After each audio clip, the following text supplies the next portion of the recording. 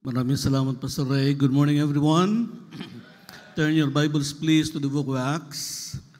Turn your Bibles to the book of Acts. Salamat sa prayers for us, and not only for us, but sa lahat ng mga missionaries, your prayers, your support, and it's really an encouragement sa mga missionaries. Thank you also for your prayers, health ni Ma'am Alma and my health as well. We are getting older, but by the grace of God, we are continuing in the ministry. Acts chapter 16, shall we all stand? It's good to see you. Your church is a blessing to us, and it's always a joy nga maka-visit dito sa church nyo. We are always revived every time you come here. We have a wonderful rest, wonderful accommodation, wonderful fellowship, and it's truly a blessing. Acts chapter 16, and we will read, let's just read beginning with verse number 30 and 31. This morning, I'd like to bring you a message entitled, Crystal Clear Salvation. Crystal Clear Salvation. Itong mensahe na ito ay para sa mga bisita, but mainly it's actually for Christians, so-called Christians. This morning, I would really want you to examine yourselves, because my fear is that marami sa atin, we profess that we are Christians, but are we really saved? Are you really a child of God? Crystal clear salvation. Is your salvation crystal clear? Is it very clear? So let me just read to you verses 30 and 31, and then during the course of the message, we'll be reading other verses. The Bible says, and brought them out and said, Sirs, what must I do to be saved? And they said, Believe on the Lord Jesus Christ, and thou shalt be saved, and thy house. Lord, we thank you for this day. Salamat, Panginoon, sa opportunity to be able to visit this great church and have fellowship with the members of this church. Lord, thank you for Pastor Ray and Ma'am Gemma, their entire family, the staff members, the workers, and all the members of this church. We as missionaries owe them a lot of gratitude sa ilang mga prayers, sa ilang mga support, sacrifices, sa mission, sa ministry. And Lord, as we preach on the subject today about crystal clear salvation, Lord, ug dunay mga naadiri karon Ginoo nga dili matuod nga luwas. I pray, Lord, that you will reveal their true status regarding their salvation. Og dili sila matuod nga luwas. I pray, Lord, that today they will come to know Christ and that their salvation will be crystal clear. Help us to understand your word. Your Holy Spirit, speak to our hearts. In Jesus' name we pray. Amen. Thank you very much. You may be seated. Yung story na ating pag-aaralan is the conversion of a police officer or isa ka jailer. I believe that this man is saved, and yung kanyang salvation is genuine. Hindi ito fake yung kanyang salvation. I believe that if you will interview the jailer, very clear sa iya ang iyang salvation. And if your salvation is crystal clear, you will remember important things regarding your salvation. O klaro ang imong salvation, ang imong kaluwasan, imong mahinumduman ang importanteng mga butang regarding sa imong kaluwasan. So let me give you 5 things very, very quickly. Number 1, you will remember the place. If your salvation is crystal clear, If you are truly saved, you will remember the place where you got saved. It is just like our physical birth, di ba? Natay physical birth. Your physical birth happened in a certain place or it happened somewhere. Sa unang mga panahon, wala pa may mga daghang mga bata sa unang panahon na tao lang sa balay. Mga what do you call that? Partera? Mga midwives. Ang uban sa inyo sa hospital, doon na po yung mga bata usahay, nga matao sila sa mga sakyanan, sa mga vehicle on their way to the hospital. But your physical birth happened somewhere. Doon ay lugar. Doon ay place. To the jailer, kining jailer, he got saved in prison where he was working. Tanawan ninyo sa may verse number 23, the Bible says, "And when they had laid many stripes upon them, they cast them into prison, charging the jailer," kining police officer, "to keep them safely." Look at verse number 24. "Who, having received such a charge, thrust them into the inner prison and made their feet fast in their stocks." And if you will continue reading the story, and this is a very common story, there was an earthquake, na linog, and then the prison bars were opened, and then kining jailer, he thought that the prisoners were gone, and so he tried to commit suicide, he tried to kill himself, but Paul and Silas said, "Do thyself no harm, for we are all here." And then nangutana siya, "What must I do to be saved?" And then Paul and Silas said, "Believe on the Lord Jesus Christ and thou shalt be saved." And obviously, there is a story, this jailer got saved. If your salvation is crystal clear, ug tinuod nga luwas ka, you will remember the place where it took place. I got saved in October 8 of 1976. I can take you to our place in Sarangani Province. Sa isa ka chapel, I was sitting on, I can even show you the bench where I got saved. That is the first thing that you will remember about your salvation. So the question is, asa ka na saved?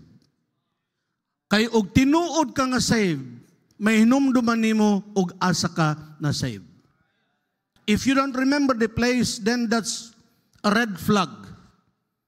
That's an indication that maybe you are not saved. Number two, not only that you will remember the place, you will remember the person. Ang tao ba nga nagsangyaw nimo? Ang tao, ang soul winner nga nag-share sa gospel sa imo. Look at your Bible in Romans chapter 10. Look at Romans chapter 10, verse number 13. Makita nimo diri 13 and 14 ang order sa soul winning, but it is reversed. Okay? Look at verse number 13.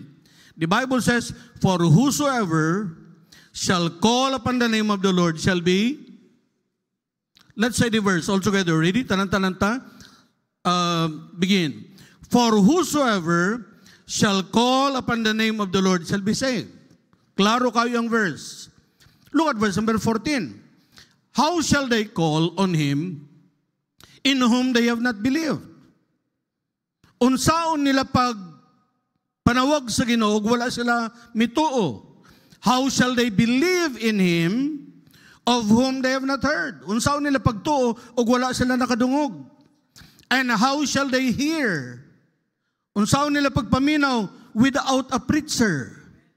That means, para ma-save ang isa ka tao, doon na dyo'y gamiton ang Ginoo nga preacher. In my case, I am an Ilocano from Ilocos. If you are pro Duterte, ayaw mo kagol because my mother is from Davao. So I am torn between two lovers. Okay?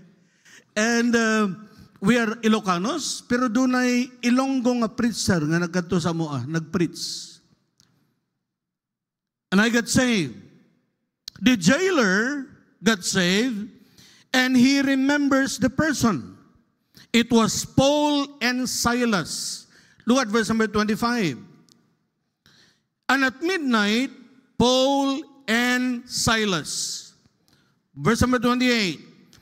But Paul cried with a loud voice, saying, Do thyself no harm. Look at verse number 31. And they said, this is Paul and Silas, believe on the Lord Jesus Christ, and thou shalt be saved. So if you will ask the jailer if he is saved, he will tell you he is saved. And if you will ask the jailer, asa ka na saved, he will tell you he got saved in prison while he was working. If you will ask him who the person was that led him to the Lord, he will tell you it was Paul and Silas. Klaro iyang kaluwasan. If you are truly saved, you will remember not only the place o asa ka na saved, you will remember the person who shared the gospel to you. Brother Undo, kinsay nag-share sa gospel sa imo? Pastor Ray. Pastor King, kinsay nag-share sa gospel sa imo?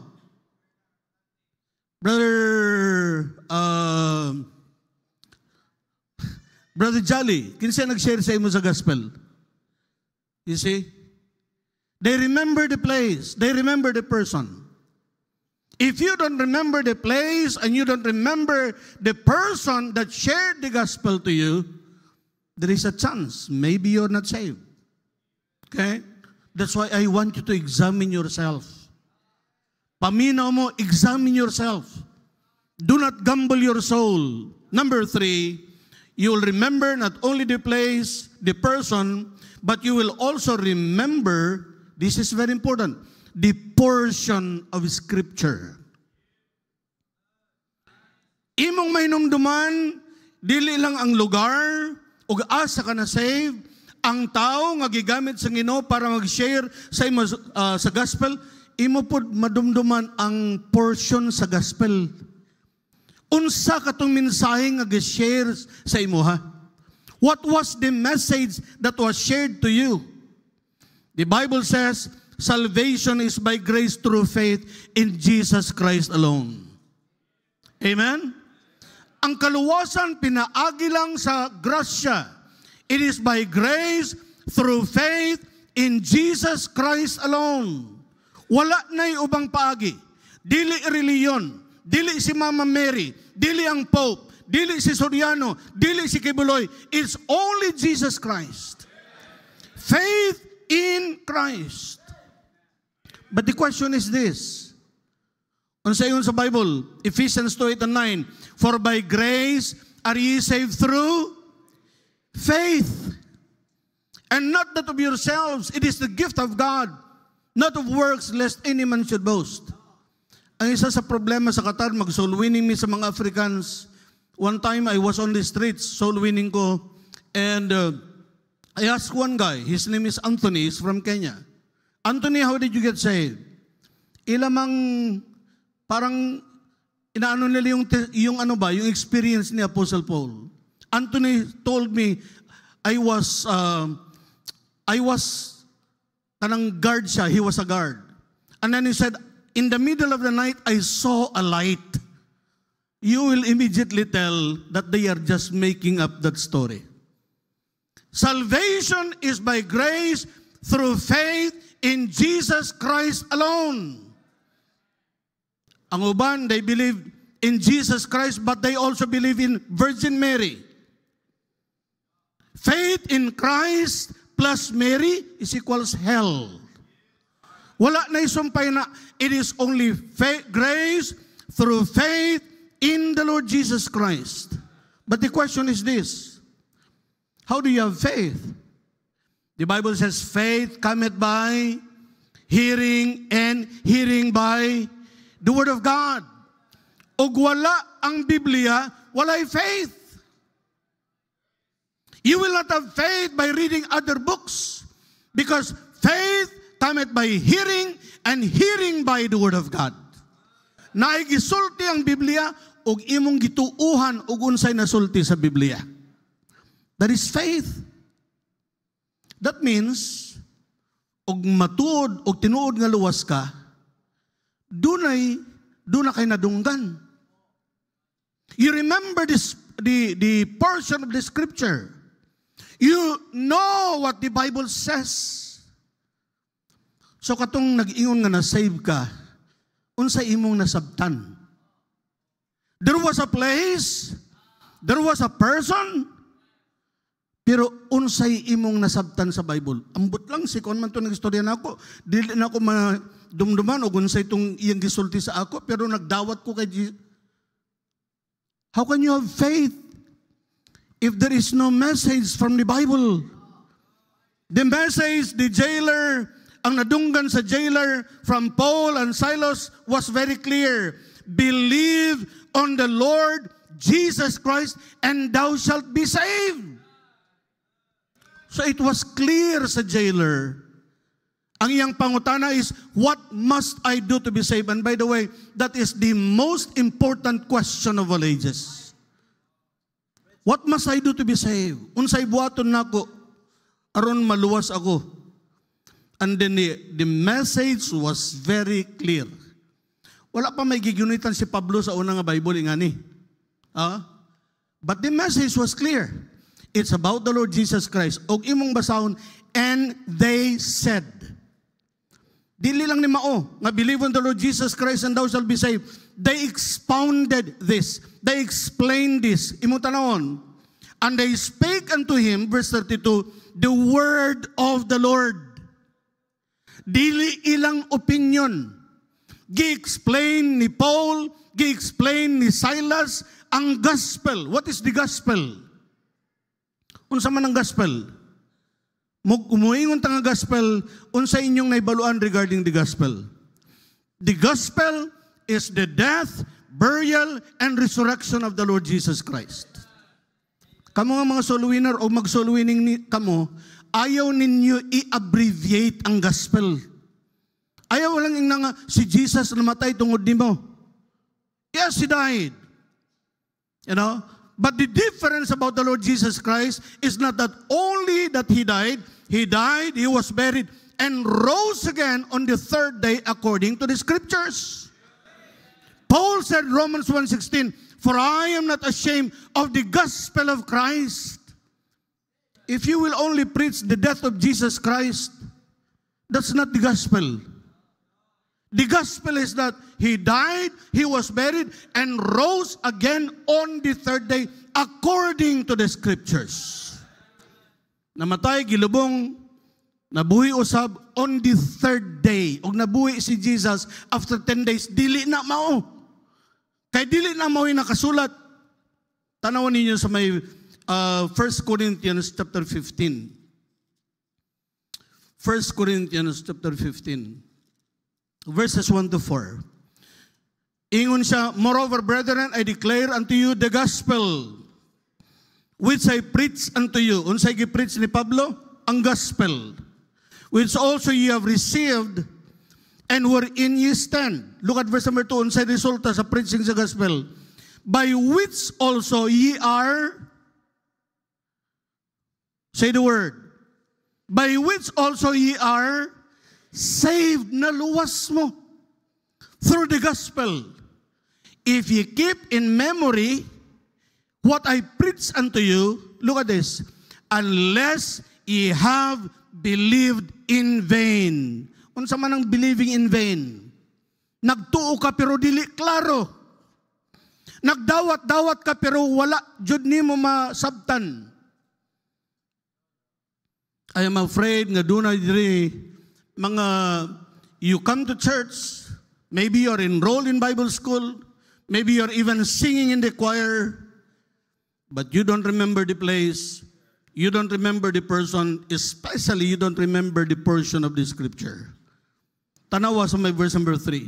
For I delivered unto you first of all that which also I received, how that Christ died for our sins according to the Scriptures, and that He was buried, and He rose again the third day according to the Scriptures. Mao na'y gospel. Na si Jesus namatay, gilubong, and then He rose again on the third day. That's why mga soul winners, ug mag-soul winning mo, kumpletuhan ninyo ang gospel. Aron masabtan nila Karon, ug nasabtan ka sa tao, and then mutuo siya kay Jesus Christ, then the Bible says that person is saved. You cannot claim to be saved without remembering the portion of the scripture that was shared to you. Siguruhan ninyong yung salvation, ha? I'm afraid you will regret someday. You know, you had been coming to Pigkarangan Bible Baptist Church, and then pag namatay ka, you will wake up and you are in hell. What a tragedy. If you are truly saved, if your salvation is crystal clear, you will remember the place, you will remember the person, and you will remember the portion of the scripture that was shared to you. Nasabtan ba nimo ang Romans 3:23? The Bible says, for all have sinned and come short of the glory of God. Nasabtan ba nimo nga, for the wages of sin is death. Tungod kay ikaw makasasala, didto ka moadto sa impyerno. Nasabtan ba nimo ang Romans 5:8? But God commended His love toward us in that while we were yet sinners, Christ died for us. Nasabtan ba nimo ang Romans 10:9 o Romans 10:13? Og wala. Tingalig dili ka tinuod nga luwas. Number 4, you will remember the place, you will remember the person that shared the gospel to you, you will remember the portion of the scripture, and number 4, you will remember the publicity that followed your salvation. What do I mean by this? Kabalo mo, genuine salvation will be manifested. It will produce something dili ka pwede maluwas nga walay resulta. Isa sa mga resulta og tinuod ka nga luwas, do na kay desire nga magsunod sa Ginoo. Kanang nag-ingon nga nidawat sa kay Jesus, pero wala gyud changes. Wala siya desire. Explain ni mang baptism, dili pud siya gusto magpabaptize. Dako na kayo nga question mark ang imong salvation. Baptism is not essential to salvation. Ang imong pagpabaptize, wala na'y labot sa imong kaluwasan. Kaya ang kaluwasan, grace man. Unsa maingon sa Bible, if it is grace, it is no more works. Otherwise, grace is no more grace. Pero tinuod ka nga luwas, naan ang Holy Spirit, siya'y mo convict nimo. You will have a desire to follow the Lord. Ano man, ingon sa Bible, if any man be in Christ, he is a what? New creature.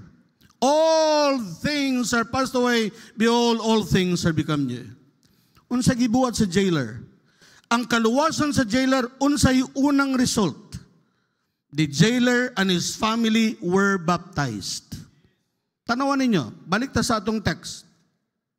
Look at this. Unsa ingon sa may verse 32, and they spake unto him the word of the Lord. Explain og maayo ang salvation. Also assurance of salvation. And then unsa ingon? And was their stripes, and was baptized. Anong nagpabaptize man? Meaning gi-explain pud ang baptism. Look at this. And he and all his, that means all his family, his children, his wife, they were baptized. What time? Unsang orasa? Verse 33, and he took them, what? The same, what? Hour of the night. What time? Balik ta sa 25, at midnight. Ingon sa verse 25, midnight. Unsa may midnight? Alas 9 sa gabi eh? Alas 10? Ug moingon ka nga midnight, somewhere 12 to 1. That same night, they got baptized. Wala sila maingon nga, Pastor, ugma na lang kay tugnaw man, gabi man eh. Ugma na lang, Pastor. Dili, the same hour of the night. Why? Because baptism is a command. And delayed obedience is disobedience. Kabalo mo, sa Bible, there are over 3,000 examples sa mga tao nga nidawat sa Ginoo, and they got baptized the same day.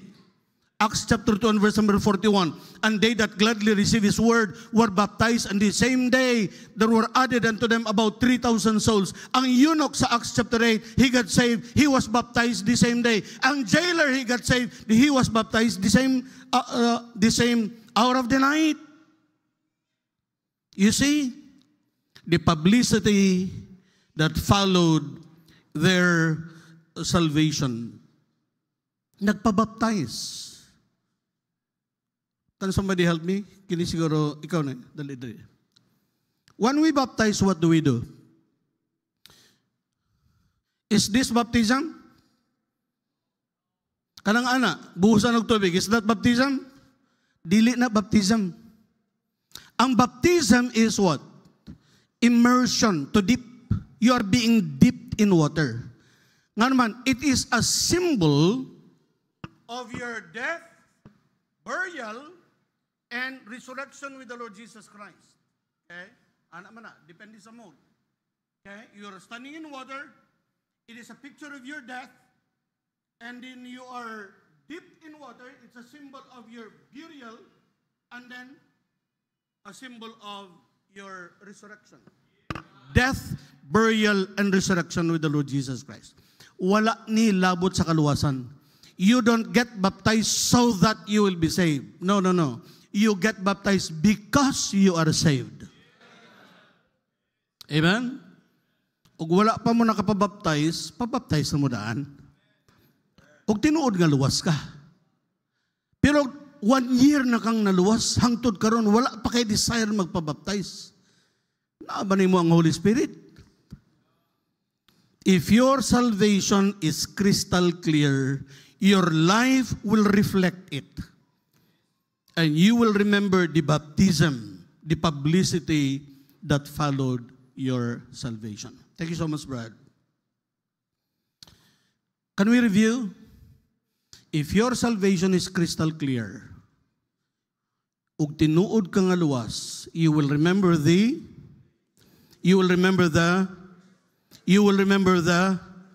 portion of the scripture, and you will remember the publicity. Because baptism is an outward manifestation of your inward witness. You are saying, nagdawat na ko kay Jesus and I am willing to follow Jesus. You are making it public. You are announcing it. And number 5, the last. Pwede na ninyo isuot ang inyong mga sapatos. Kaya kagina, pag point number 1, inyong manggitanggal, no? Last point na. Suot na, dismiss na taani. Okay. Number 5, you will remember the peace and joy that you felt.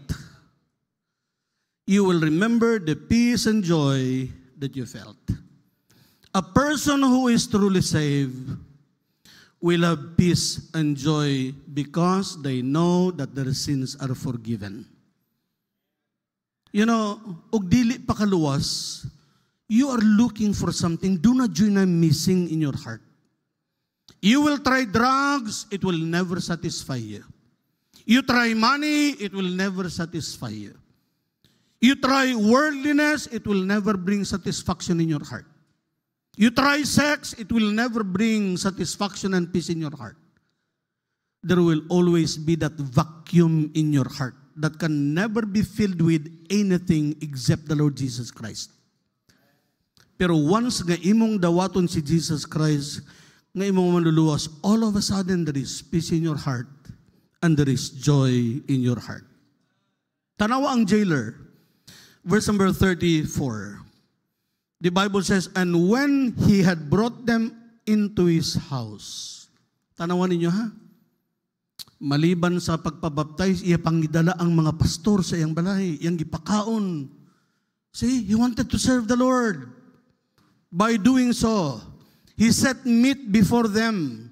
And what? Tell me the word. And? Say it louder. And when he had brought them into his house, he set meat before them. And what? Rejoice. They were happy. They were joyful. They have peace in their heart. Why? The entire family, ah?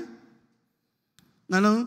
And the Bible says, believing in God with all his house. Puwerteng lipayan nila. Why? Because he is saved. Tanawan ninyo sa Luke chapter 10. I'll be done. Luke chapter 10, verse number 20. Do you remember sa verse number 1, gipadala ni Jesus ang 70 disciples nga mag-preach 2 by 2. And then pagbalik nila, lipay sila. Pwerte nilang lipaya. Verse number 17. And the 70 return again with joy, saying, Lord, even the devils are subject unto us through thy name. Pwerteng lipaya nila. Daghan sila na soul winning. Daghan sila na himo. Mga miracles. Pero ang Ginoo nag-ingon sa verse number 20, ingon sa Ginoo, notwithstanding in this rejoice not. Dapat kung magkalipay mo, dili ka mo nalipay tungod anang mga butanga. That the spirits are subject unto you, but rather what? Rejoice because your names are written in heaven. Ug nagdawat ka kay Jesus, lipay ka.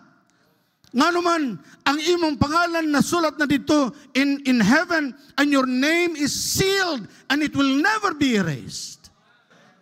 Ug wala kami dawat kay Jesus, ay ma-erase po dito imong pangalan. Tanawa, John chapter 20, verse 15. And whosoever was not found written in the book of life was cast into the lake of fire. Duwa lang na. It's either your name is written in the book or not. O wala na dito imong pangalan, then you will burn in hell forever.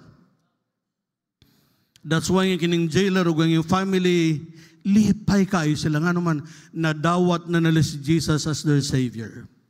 Their sins are forgiven. They know they have eternal life. They know that they will go to heaven when they die. Let me go to my conclusion. The saddest thing that can happen to a person, let me tell you this. The saddest thing that can happen to a person is to come very, very close to salvation. Kanang gamay na gyud lang ka maluwas ba? Pero wala pa jud ka maluwas. Kanang mga palahubog, drug addict, namatay sila, dito sila impierno, subo po na. That's very sad. Pero mas masubo, nga sige kag simba sa pigkarangan, involved pa ka sa choir, gahatag sad kag offering, and then namatay ka, impierno ragyapon. That's very sad. And that is very, very possible. Tanawan niyo si Jesus. How many disciples did he had? 12. Pilay unsaved? Isa. Ug ang ratio, 1 out of every 12, pilay mga membro nga dili luwas. Maybe you are one of those that are deceived by Satan. Are you saved? Are you really saved? Do not be deceived. Do not be fooled. Do not be scammed by Satan. Unsa ingon sa Bible? Can you please flash the verse? 2 Corinthians 13, verse 5. Nganong gibutang man nga verse sa Bible? Examine yourselves. Check yourselves. Whether ye be in the faith. Anaa ba mo sa pagtuo?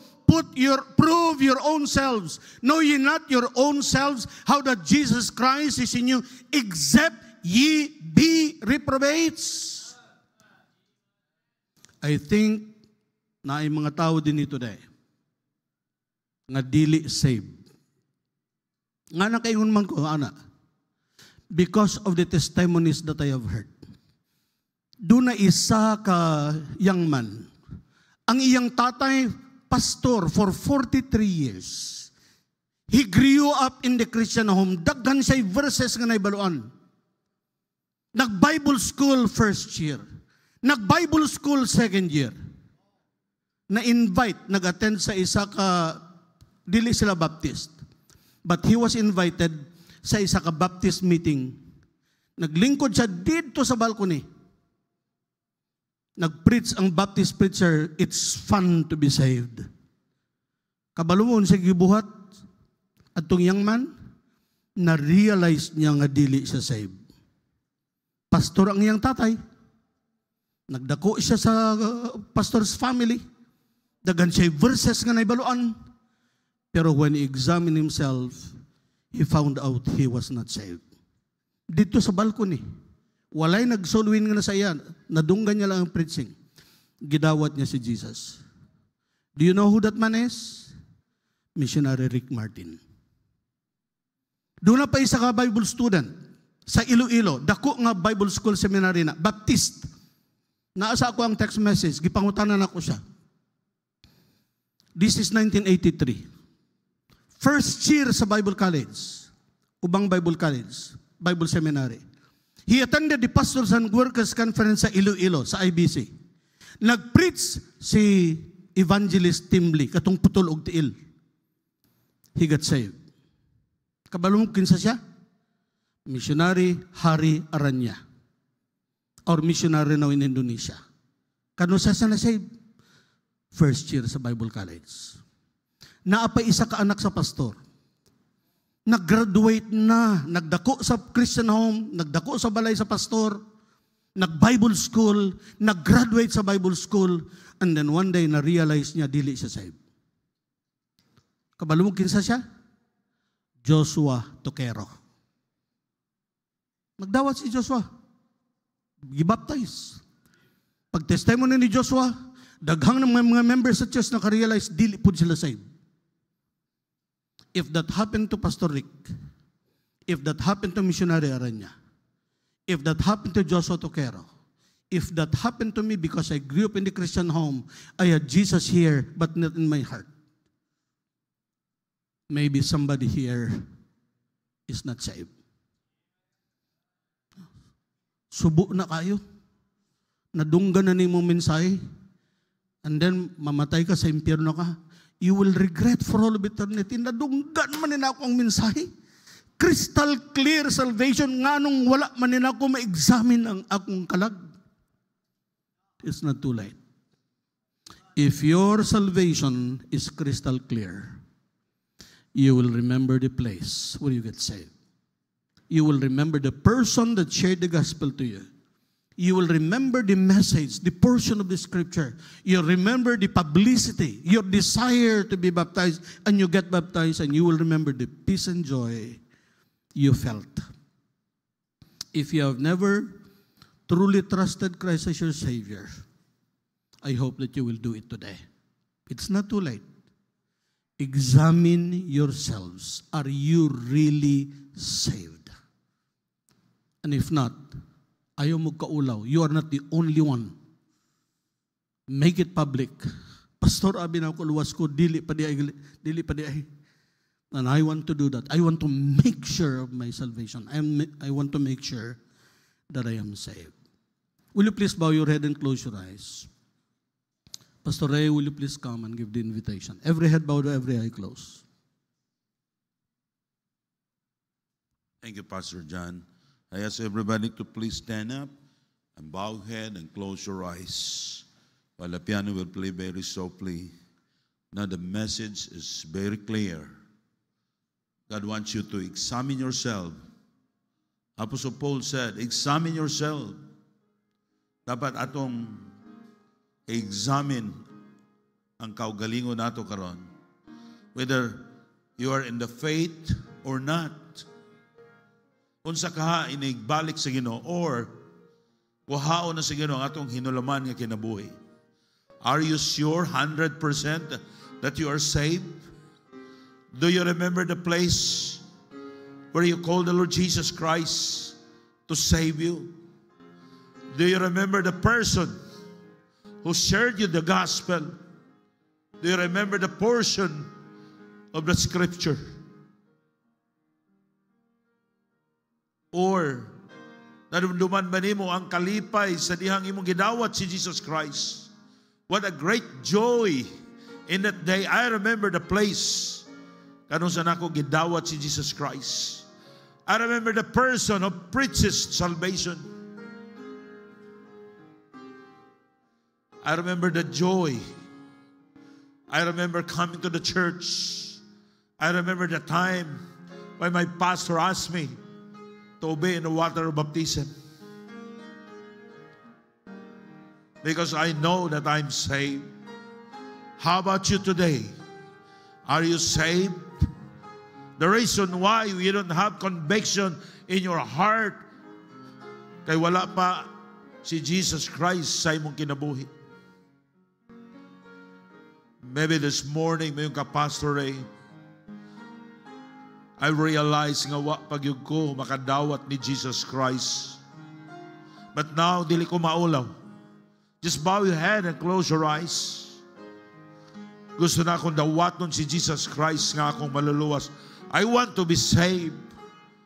Unsa kang ngilngig, kapait kaayo. Kung muatubang ka sa Ginoo, and then you realize that you are not saved. Guruyong ka sa angel, musinggit ka, nobody can help you. May ka, oh no, I'm a Baptist. Baptist cannot save you, but only Jesus Christ. I believe not all Baptists are saved. Ang naluwas katulang Baptist nga tinunanay nga nagdawat ni Jesus Christ. Now, this morning, mingong ka, Pastor, gusto na ko dawaton si Jesus Christ karon nga akong maluluwas. Amo kang bisita karon, or dugay na kang nagsimba dinhi. O bisag na bautismuhan na ka, bisag na dako ka sa usa ka Christian home, but you realize that you are not saved. Just bow your head and close your eyes. Ang imong buhaton, ipataas lang imong tunga kamo. Timaylan, nga imong dawaton si Jesus Christ, nga imong maluluwas. Kisay mo na, come on. Yes. I have one young man over there. Kisay kaduha, ibutang lang imong kamot. Kisay kaduha, yes. Adunay ikaduha, kisay katulo. Yes, dunay katulo. Aduna ba ikaupat? Ayaw pagahia ang imong kasing-kasing. If the Holy Spirit nag-convict sa imong kasing-kasing, you need to be saved. Now, katong nagpataas sa imong tunga kamot, just sunod din nga pag-ampo nga akong pagaymuon karon. While you are standing, sunod din nga pag-ampo. Ginoong Isus, salamat kayo sa imong pagpakamatay sa krus para sa akong mga sala. Pasaylua ako sa akong mga sala. Ako kang dawaton karon nga akong maluluwas. Please come to my heart and save me. Amen. Salamat kayo. Remain standing. And no one is looking around. Just bow your head. Now, Christian, yes, do you examine yourself? Yung ka-pastor, I truly saved. Tinuod yun, nga naluwas ko. I remember the place. I remember the person. But how about the others? How about your loved ones? Kung tinuod ka naluwas, kung di ka musunod sa Ginoo, God will chastise you. Maybe that's the reason. Na dili ka makakita sa mga panalangin sa Ginoo sa imong kinabuhi. Ang pagsimba usa na ka-importante sa imong kinabuhing Kristohanon. Ang pag-alagad sa Ginoo importante sad. God wants you to serve Him. If God speaking to your heart, nagampo ka sa imong mga minahal sa kinabuhi, sa imong mga parinting, will you come? Kneel down to the altar. Please come. Unsa kasayang sa kalag na maimperno. Kaunta, ang tanan, pwede sila maluwas if somebody share them the gospel. Kung kita tanan, magpuyo nga balaan.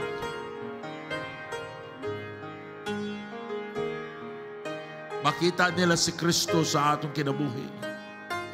I believe the gospel has the power. Because the gospel itself has the power to save them. But also our testimony.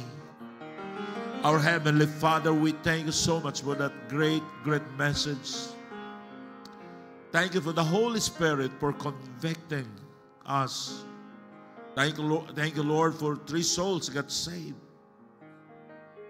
Salamat, Ginoo, yung paggamit ni Pastor John. Continue to bless him, O Father. So si Mama Alma, tagay sila kanunay maayong panlawas. Bless them, O Lord. Lord, thank you so much for these people. Oh God, they came forward. They prayed. Lord, help them. Lord, bless them. Tabangi kami, Ginoo. Tagay kami grasya. Ang among kinabuhi, Ginoo, mahimong blessing sa uban. Lord, we are not perfect person. Sometimes we commit mistake. But Lord, empower us. Give us grace, O God, na mahimo kaming blessing sa mga tao, labi na niyan itong wala pa maluwas. Tanan akong gipangayo, in Jesus' name I pray. Amen. Thank you. Thank you.